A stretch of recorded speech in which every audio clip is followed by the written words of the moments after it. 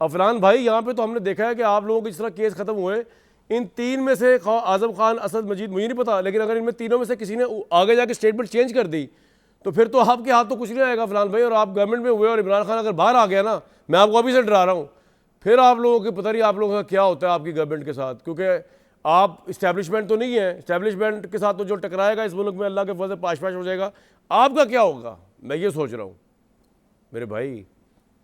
دیکھیں ہمارے جو ہے 2013 سے جو 2018 کی گورنمنٹ تھی اس کے اندر تو یہ اسٹیبلشمنٹ کے ساتھ مل کے ہی ٹکرائے تھے ہمارے ساتھ، تو وہ جو ہے ہم نے اس کو بھی مینیج کر ہی لیا تھا. اچھا، تو آگے بھی انشاءاللہ اللہ تعالیٰ جو ہے یعنی حوصلہ بڑھا ہے آپ کا کہ آپ اور اسٹیبلشمنٹ کو ڈیل کیا آپ نے فیس ان فیس. اچھا ٹھیک ہے، نوٹ کر رہا ہوں میں ساری ہم چیزیں.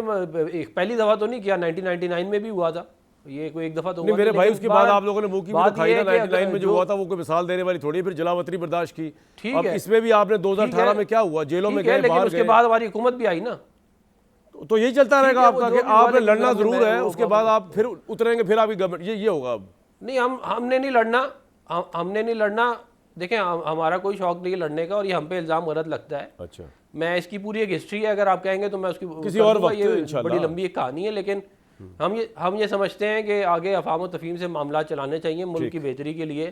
اور اگر جو ہے وہ مطلب کہ مزید ملک کو ڈی اسٹیبلائز کرنے سے کسی کا بھی فائدہ نہیں ہے، سب کا نقصان ہے. بالکل ٹھیک. اور جہاں تک یہ جو کیس کی بات آپ کر رہے ہیں، یہ کیس جو ہے یہ دیکھیں یہ ہائی کورٹ میں جائے گا، یہ سپریم کورٹ میں جائے گا، رائٹ آف اپیل ان کے پاس ہے، ان کا حق ہے. اور اگر ججز سمجھتے ہوئے کہ ایویڈنس ٹھیک نہیں ہے تو پھر وہ اس کے مطابق فیصلہ کریں گے. بالکل ٹھیک. اگر ایویڈنس ٹھیک ہوا تو پھر وہ بھی بس ٹھیک میں تو آپ فیصلہ کو ہو یہ جائے گا. بتا رہا ہوں میرے بھائی، کیونکہ دیکھیں اگر تو یہ کیس آپ کے کیسوں کی طرح اڑ گیا نا عمران خان کے حق میں، تو آپ سے عمران خان سنبھالا نہیں جائے گا. اسے دھرنے دے کے آپ کی گورنمنٹ کو الیکشن چیلنج کر دینا. میں آپ کو ویسے ابھی سے بتا رہا ہوں. بہرحال بھٹی صاحب، ایک تو میں آڈینس کو بتا دوں کہ میں باوثوق ذرائع سے اس بات کی تصدیق کرتا ہوں کہ بشرا صاحبہ نے کسی اپنی لائر کو کوئی میسیج ایسا نہیں کیا. وہ جو میسیج آیا ہے وہ شاید مس کمیونیکیشن کی بنیاد پہ، کیونکہ ان کو اس طرح کی ایکسیس نہیں ہے اس وقت بنی گالا سے کہ وہ اپنی لائر سے گفتگو کریں. دوسری بات یہ کہ وہ جو نکاح شکا والے معاملات چل رہے ہیں، یہ بھی آپ کو میں بتا دوں اس کا فیصلہ آج بھی نہیں آئے گا، کل بھی نہیں آئے گا، ابھی وہ آئے گا ہی نہیں. وہ تو الیکشن کے بعد ہی کہیں جا کے آئے گا، اس لیے لوگ ٹینس نہ ہو.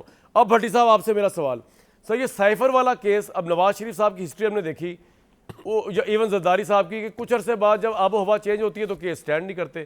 لیکن سائفر والا اتنا سیریس ہے کہ سٹینڈ کرے گا، جس طرح محمد علی صاحب بھی فرما رہے ہیں عمران خان پہ اوپر پہلی کورٹ بات تک. تو یہ بھائی جان کہ پہلی بات تو یہ کہ یہ جو میں نے ابھی گفتگو آپ کو بتائی بشرا بی بی کی، یہ آج عدت میں نکاح کے جو عدت میں نکاح والا کیس چل رہا ہے 12 گھنٹوں سے، آج فیصلہ اور نہیں ہے. جس میں ایک صحافی ابھی باہر نکلے ہیں، اور انہوں نے پروگرام میں دیکھا اور انہوں نے کہا کہ آج بشرا بی بی نے کہا کہ میں نہیں جانا چاہتی تھی کہیں، مجھے سملی ڈیم کا کہہ کے لے جایا گیا اور میں جیل میں رہنا چاہتی ہوں، پہلی بات.